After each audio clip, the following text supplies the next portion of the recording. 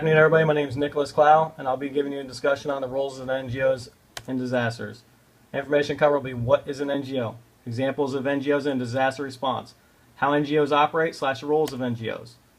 NGOs are non-governmental organizations. Our text defines NGOs as organizations made up of private citizens with no affiliation with the government of any nation other than the support from government sources in the form of financial or in-kind contributions.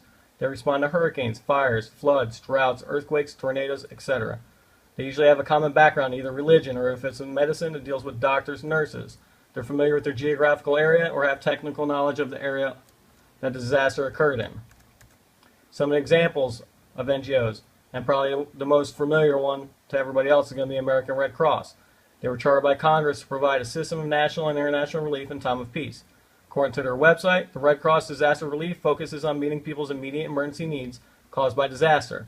When disaster threatens or strikes, the Red Cross provides shelter, food, and health and emotional health services to address basic human needs and assist individuals and families in resuming their normal daily activities independently. Most people think of the Humane Society as just dealing with animals at dog shelters and stuff like that, but they also assist with disaster preparedness. They make up plans for pets, horses, farm animals, and assist in keeping pets safe during tornadoes and other types of disasters. Some more NGOs. On the international side, Oxfam International. They normally deal with fighting poverty, but according to their website, during emergency response, they launch emergency response whenever lives, health, and livelihoods are threatened by natural disasters or armed conflict. Their goal during disasters is reduce the incidence of death and disease. The National Voluntary Organization of Active in Disasters, or NVOAD, is a network of 112 organizations across 56 states and territories which share resources and knowledge to help communities prepare and recover from disasters.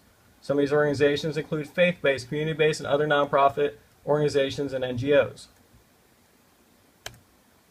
Now, how do NGOs operate? They operate differently based on their mission of the organization. Some focus on the mitigation and preparedness strategies, others focus only on response and recovery. But usually they fall under one of the four categories of either preparedness, mitigation, response, or recovery.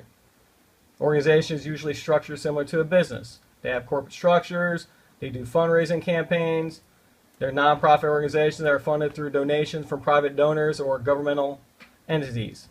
Some of the international NGOs may team up with local NGOs or have local offices due to not being able to operate completely within that country. How NGOs operate continued. Some of the roles, they coordinate with emergency managers to ensure there is no duplication of efforts.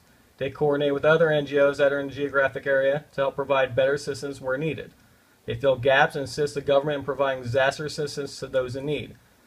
They share equipment and resources to help where resources normally wouldn't be available. Some NGOs pre-established teams set up and supplies set aside to assist in a moment's notice. They provide lessons learned after a disaster. These are some of the references that I use in order to get the information for this discussion. If you have any questions, please feel free to hit me up. Have a good afternoon.